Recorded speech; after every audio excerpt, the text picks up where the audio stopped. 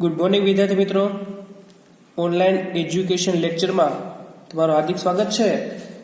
ઘણા લાંબા સમય બાદ આપણે મળીએ છીએ, તો આપણે થોડું રિવિઝન કરીએ પાછળના લેક્ચરોમાં શું અભ્યાસ કરી ગયા. તો આપણે પ્રકરણ નંબર 2 ની અંદર વાત કરી રહ્યા હતા પરમાણુના બંધારણ વિશે. તો પરમાણુની અંદર આપણે 3 કણો ઇલેક્ટ્રોન, પ્રોટોન અને ન્યુટ્રોન વિશે વાત કરી. તેની માટે બંધારણો જોયા, અમુક નમૂનાઓ જોયા, રુથરફોર્ડ આવ્યો, છેલ્લે બોહરે આપણે ઊભા હતા. બોહરે હાઇડ્રોજન પરમાણુ માટે વર્ણપટ રચ્યો. એમાં એવું કાંઈક કીધું હતું એણે કે જ્યારે ઇલેક્ટ્રોન તેની ધરા અવસ્થા એટલે શું વિદ્યાર્થી મિત્રો?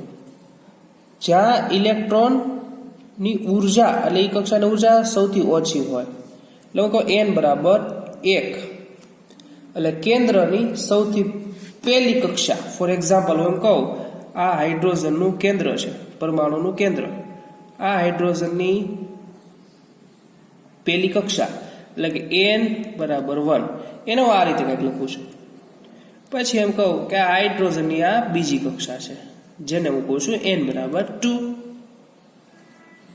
કેન્દ્રની સૌથી નજીક રહેલી કક્ષા એની ઉર્જા ન્યૂનતમ હોય. કેન્દ્રથી જેમ દૂર જાવશો એમ ઉર્જા વધતી જાય છે. કોની? કક્ષાની. આવો તમે અભ્યાસ પાછળના લેક્ચરમાં કરી ગયા.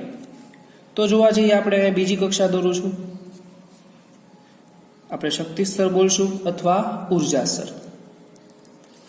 n બરાબર 1 એટલે કેન્દ્રની સૌથી નજીકની કક્ષા, જ્યાં ઉર્જા કેવી છે?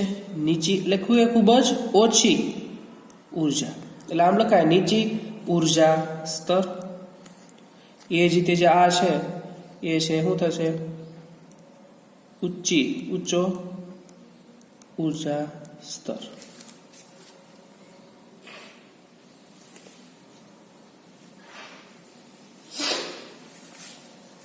હવે ફોર એક્ઝામ્પલ હાઇડ્રોજન પરમાણુની વાત કરવા જઈએ તો હાઇડ્રોજન પરમાણુમાં એક ઇલેક્ટ્રોન, એક પ્રોટોન. પ્રોટોન તો કેન્દ્રમાં હશે, ઇલેક્ટ્રોન ક્યાં પરિભ્રમણ કરતો છે? આ પહેલી કક્ષામાં. બરોબર છે? તો ઇલેક્ટ્રોન પરિભ્રમણ કરે છે. હવે ઇલેક્ટ્રોનને કોઈ ફોટોન દ્વારા, ફોટોન એટલે પ્રકાશનો પુંજ દ્વારા ઉર્જા મળી એટલે તે સંક્રાંતિ પામીને ક્યાં ગયો? ઊંચા શક્તિ સ્તરમાં. આ બહુ સરળ એક્ઝામ્પલ છે કે તમારે સ્કૂલમાં વેકેશન પડ્યું હોય અને મમ્મી પપ્પા એમ કહે કે આલે પૈસા, જા મામાના ઘરે જતો આવો, તો તમને પૈસા મળ્યા. આ પૈસા છે. આ તમે તમારા ઘરે રહ્યો છો, ત્યાં તમારે પૈસાની જરૂર પડતી નથી, એટલે તમારી પાસે પૈસા એટલે ઓછા છે, એટલે ઉર્જા કેવી છે? ઓછી. જેવી મમ્મી પપ્પાએ તમને પૈસા આપ્યા કે જા બેટા મામાના ઘરે જઈ આવો, તો મામાના ઘરે ગયા, તો મામાના ઘરે પૈસા લઈને જવું પડશે ને, એટલે ઉર્જા લઈને જવું પડે. એટલે પૈસા લઈને ગયા એટલે ઊંચો શક્તિ સર. પૈસા વપરાઈ ગયા એટલે પાછા તમે ક્યાં આવશો? ઘરે જ આવવાના ને, કારણ કે મા બાપા પૈસા મગાશે નહીં, કેમ કે આપણે પૈસા મોબાઈલ માંગો ને પાછા ક્યાં આવ્યા? ઘરે. અહીં ઘરે આવો છો તો ઘરે આવાય ક્યાંક ટિકિટ ભાડું આપવું પડે છે ને, એટલે ટિકિટ ભાડું 100 રૂપિયા, એટલે કહેવાનો મિનિંગ કાંઈક ઉર્જા તમે પાછા શું કરશો? મુક્ત કરશો. ક્યાંથી? ઊંચા શક્તિ સ્તરમાંથી નીચા શક્તિ સ્તરમાં. એટલે આ જે ઉર્જા છે એને આપણે કીધું હતું, યાદ હોય તો ડેલ્ટા E. યાદ છે? આ ઊંચા શક્તિ સ્તરની ઉર્જા કઈ કશે એને આપણે કહીએ E2. નીચા શક્તિ સ્તરની ઉર્જાને કહીએ E1. તો આ બે ઇલેક્ટ્રોન ઉપરથી નીચે ગયો, નીચેથી ઉપર ગયો, ઉપરથી નીચે આવ્યો, એ દરમિયાન ઉર્જાનો ફેરફાર જોતો શું કરવાનો? ડેલ્ટા E બરાબર અંતિમ ઉર્જા સ્તરની ઉર્જા માઇનસ પ્રારંભિક સ્તરની ઉર્જા. એટલે તમે આ ઉર્જાનો તફાત આ રીતે મેળવી શકો, જે આપણે પાછળના લેક્ચરમાં અભ્યાસ કર્યો હતો, યાદ હોય તો, કે ઉર્જા કેમ ગોતવી? E2 minus E1. સમજાય છે? એટલે આ કક્ષાની ઉર્જા થયો બાળકો. આ શેની ઉર્જા થઈ? કક્ષાની ઉર્જા. ત્યારબાદ એક ઇક્વેશન ભણ્યા હતા, તમને યાદ હોય તો, આવો સ્વરૂપ થતું હોય કે સંક્રાંતિ થતી હોય, ઇલેક્ટ્રોન બીજા એટલે n બરાબર 2 ઊંચા શક્તિ સ્તરમાંથી નીચા શક્તિ સ્તરમાં આવતો હોય તો ઉર્જાનો તફાત ડેલ્ટા કેમ મેળવો? તો ત્યાં કંઈક ભણ્યા હતા 2.18 ગુણાકારમાં 10⁻18 કૌંસમાં 1/ni² - 1/n² NF સ્ક્વેર અને એનો એકમ હતો જૂલ. પ્રશ્ન એવો થાય સર આ એના એટલે શું? એના એટલે જ્યાંથી ઇલેક્ટ્રોન આવવાનો છે. એટલે અહીં જો ઇલેક્ટ્રોન ક્યાંથી આવે છે ત્યારે હું એમ કહું છું ઇલેક્ટ્રોન બીજી કક્ષામાંથી પહેલી કક્ષામાં એટલે કહું n બરાબર 2 થી n બરાબર 1 બરોબર છે. તો ક્યાંથી આવ્યો n બરાબર 2 થી? તો આ શું થશે શરૂઆતની અવસ્થા એટલે આ એટલે ઇનિશિયલ શક્તિ સ્તર એટલે ni ક્યાં પહોંચે છે તો કે n બરાબર 1 માં. તો ફાઇનલ સ્ટેટ એટલે NF એટલે સ્ક્વેર કરો સમજાણું. એટલે જે અહીંયા ni એટલે શું થશે ni એટલે તો કે બીજી ઉર્જા સ્તર અને NF એટલે શું થાય પ્રથમ ઉર્જા સ્તર. સમજાય છે બાળકો? ઇલેક્ટ્રોન જ્યાંથી આવે છે એ શરૂઆતનો ઉર્જા સ્તર એટલે ઇનિશિયલ ઉર્જા સ્તર. ઇલેક્ટ્રોન જ્યાં પહોંચે છે એ છેલ્લો એટલે ફાઇનલ ઉર્જા સ્તર. તો સમજાણો તમને આવી દીધું. આ વાત હતી આપણી પાછળના લેક્ચરોની બેઝિક વાત જે આપણે પહેલા ભણી ગયા હતા. ત્યારબાદ આપણે બોહરે હાઇડ્રોજન રેખા વર્ણપટની સમજૂતી આપી એની ઉપરથી આપણે ઇક્વેશન તાર્યું હતું યાદ હોય તો હવે એના રિલેટેડ અમુક એક્ઝામ્પલ્સ છે જે આપણે સોલ્વ કરવાના છે. તો હવે એક્ઝામ્પલ ઉપર જઈએ. કોયડો નંબર 2.10 તો જોઈએ કોયડો નંબર 2.10 ની અંદર શું કહેવા માંગે છે. જો રકમ છે આપી છે કે હાઇડ્રોજન પરમાણુમાં હાલો બાળકો તમને હાઇડ્રોજનનો પરમાણુ આપ્યો છે એમાં n બરાબર 5 એટલે પાંચમો ઉર્જા સ્તરથી બીજા કક્ષામાં થતી સંક્રાંતિ. એટલે આ કંઈક બાળકો આવું થયું. આપણે એનું રફ ફર્ક આવું કરી શકીએ કે ભાઈ ઇલેક્ટ્રોન છે ને n બરાબર 5 માં છે નીચે આવે છે એટલે n બરાબર 2 ક્યાં હશે? આ નીચે હશે એટલે ક્યાં આવે છે n બરાબર 2 માં. એટલે ઇલેક્ટ્રોન 5 માંથી લઈને ક્યાં આવે છે તો કે 2 માં આવે છે. તો આપણી પાસે ni એટલે શું થશે 5 NF એટલે શું થશે તો કે 2. શું કામ? ઇલેક્ટ્રોન છે કેટલામી કક્ષામાં? 5મી કક્ષામાં. ત્યાંથી આવે છે કઈ કક્ષામાં? બીજી કક્ષામાં. તો બાળકો પેલા ખબર પડી જાય કઈ શ્રેણી દર્શાવતું છે? બામર શ્રેણી. કારણ કે કોઈ ઇલેક્ટ્રોન 2 થી ગમે કક્ષામાં જાય અથવા ગમે કક્ષામાંથી 2 માં આવે ડાયરેક્ટ તો એ બામર શ્રેણીને નિર્દેશ કરે છે. આવો અભ્યાસ આપણે પાછળના લેક્ચરોમાં કરી ગયા છીએ જેને તમે થોડું રિવિઝન કરજો ખબર પડી જશે. જો કોઈ ઇલેક્ટ્રોન n બરાબર 1 થી લઈને પહેલી કક્ષામાં આવતું હોય તો એને લાઇમન બોલાય. ત્રીજી કક્ષા સુધી આવતું હોય તો પાશવન બોલાય. ચોથી કક્ષા સુધી આવતું હોય તો બ્રેકેટ બોલાય અને પાંચમી કક્ષા સુધી આવતું હોય શું બોલાય છે? ફૂન. આવું બેઝિક વસ્તુ આપણને ખ્યાલ છે. હવે શું કહે છે કક્ષામાં થતી સંક્રાંતિ એટલે n બરાબર 5 માં ઇલેક્ટ્રોન હતો n બરાબર 2 માં સંક્રાંતિ પામે છે અને ઇલેક્ટ્રોન આવે છે. એ દરમિયાન શું થશે બાળકો? કાંઈક વિકિરણ સ્વરૂપે ઉર્જા મુક્ત થશે જેને આપણે કહીએ છીએ ડેલ્ટા E. તો શું ગોતવાનું છે? તો ઉત્સર્જિત થતા ફોટોનની આવૃત્તિ એટલે જે આ ફોટોન દૂર થાય ઉર્જા વિકિરણ સ્વરૂપે દૂર થાય એવું હોય ઉર્જા ધરાવતા વિકિરણ બોલાય ફોટોન. ફોટોન કોને કહેવાશે? જ્યાં ઇલેક્ટ્રોન આવે છે દરમિયાન કંઈક ઉર્જાને લોસ કરશે ને એ ઉર્જા વિકિરણ સ્વરૂપે છે. એટલે વિકિરણની અંદર ઉર્જા છે એટલે શું બોલાય? ફોટોન. એટલે જે કિરણો છૂટા પડે છે એની તમારે શું ગોતવાનું છે? આવૃત્તિ અને એની તરંગ લંબાઈ. આવૃત્તિ એટલે શું બાળકો? તો બહુ સરળ લખીએ આપણે અહીંયા ઉકેલ. શું ગોતવાનું છે? આવૃત્તિ એટલે તો કે ન્યુ. બીજું શું ગોતવાનું? તરંગ લંબાઈ એટલે કે લેમ્ડા. આ બે વસ્તુ ગોતવાની છે. પ્રશ્ન એવો છે કે મ્યુ ગોતવું હોય તો ક્યાંથી મળશે? તો આપણી પાસે એક ઇક્વેશન છે ખબર હોય તો કે ડેલ્ટા E બરાબર h ગુણાકારમાં ન્યુ.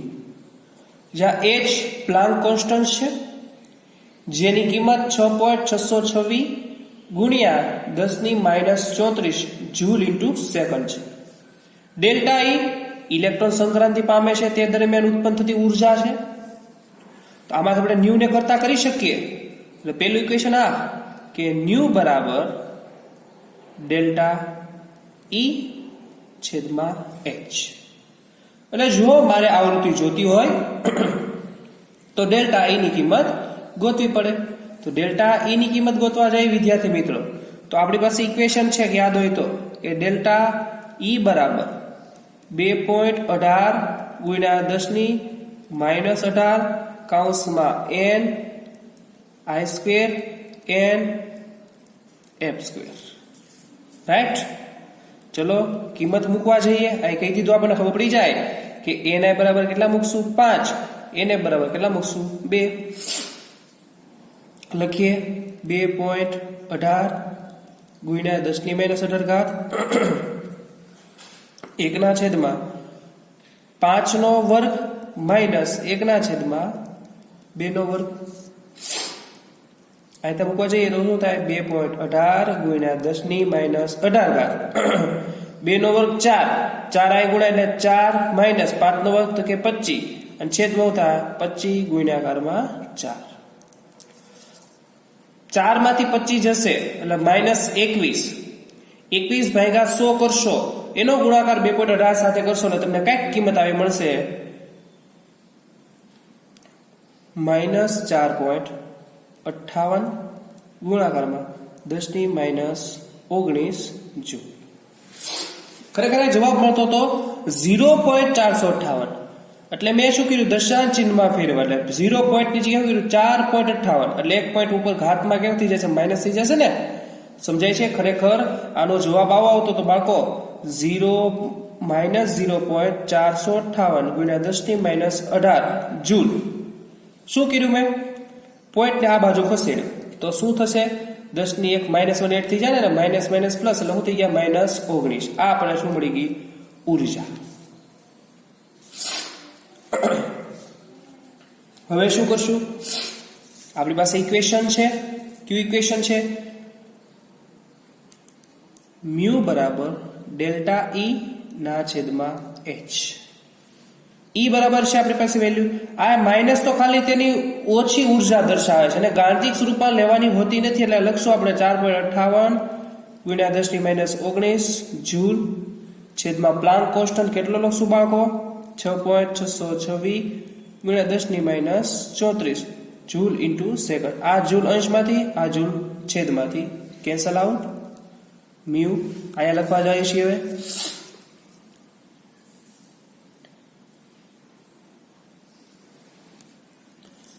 હાલો 4.56 ભાગ્યા 6.626 તમે કેલ્સી ની અંદર કરશો તો તમને જવાબ કંઈક આવો મળશે કે ન્યુ બરાબર 0.6912 ગુણાકાર બાળકો 10 - 19 છેદમાં છે 10 - 34.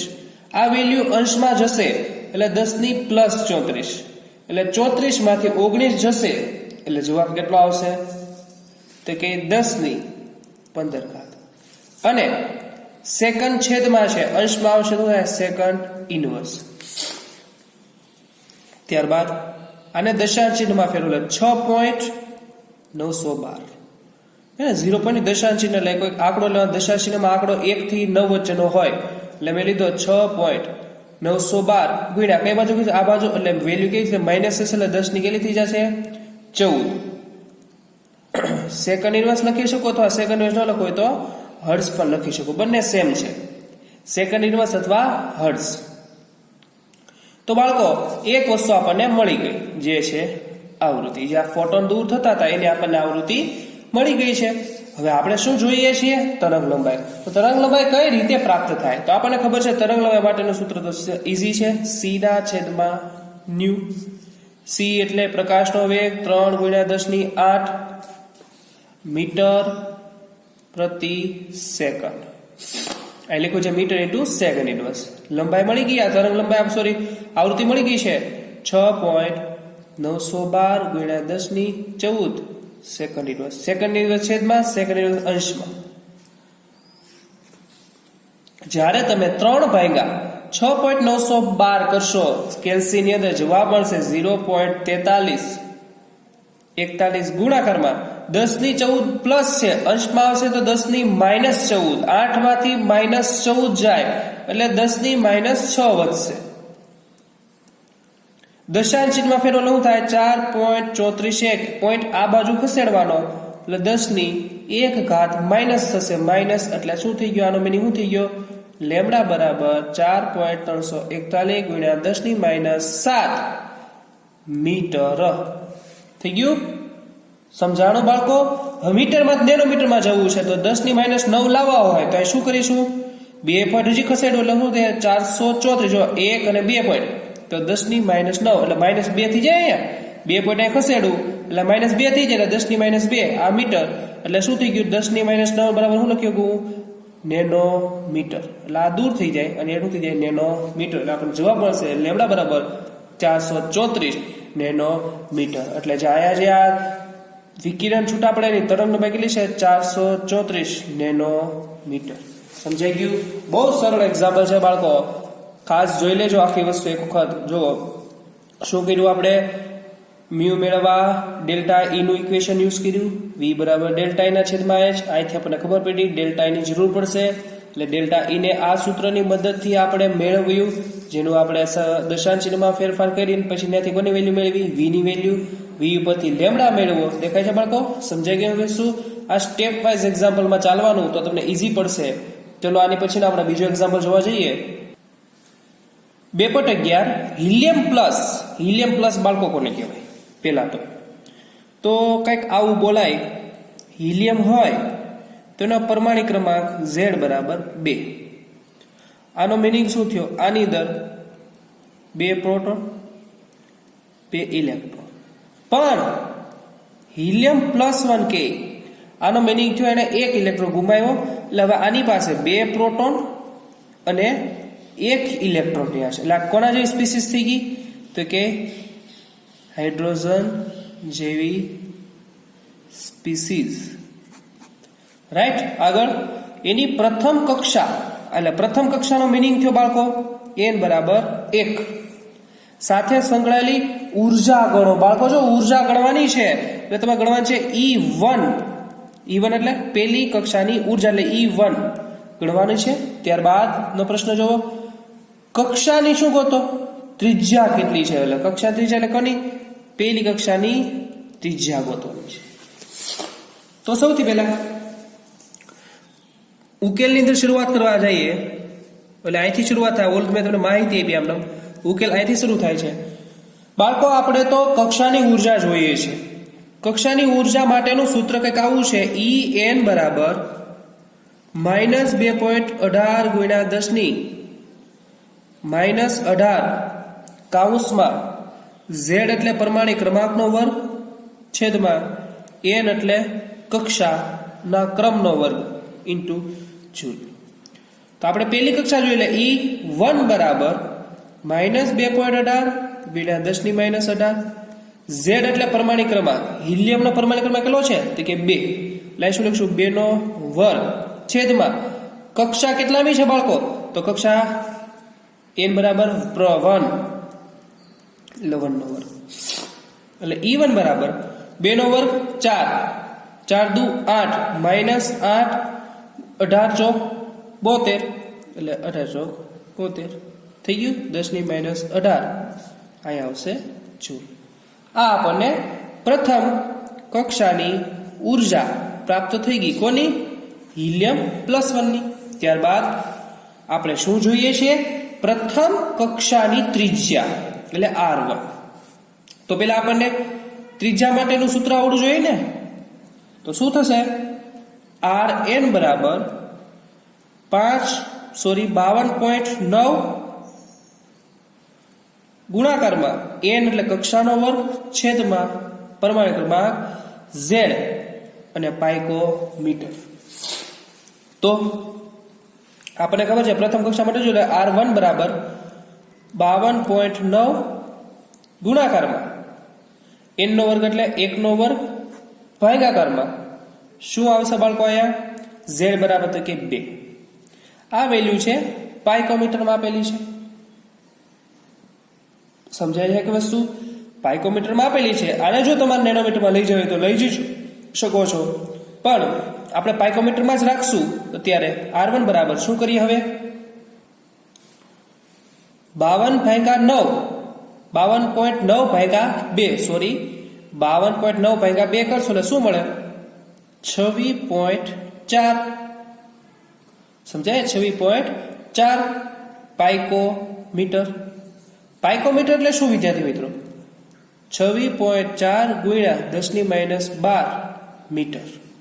આને નેનોમીટરમાં લઈ જવું છે તો અહીં 10⁻9 કરવા પડે. 10⁻9 કરવા માટે શું કરવું પડે અહીંયા? તો શું થઈ જાય છે? 2 ને 3 પોઈન્ટ આ બાજુ ખસેડો એટલે શું થાય? 0.0264. કારણ કે જો તો અહીં શું થઈ જાય? 10⁻9 મીટર થઈ જાય ને. 10⁻9 મીટર. શું કામ? જો બાળકો 1 પોઈન્ટ અહીંયા ખસેડો, 2 પોઈન્ટ ને 3 પોઈન્ટ. જો અહીંયા પોઈન્ટ આયા હતો ત્યાંથી ક્યાં લઈ ગયો?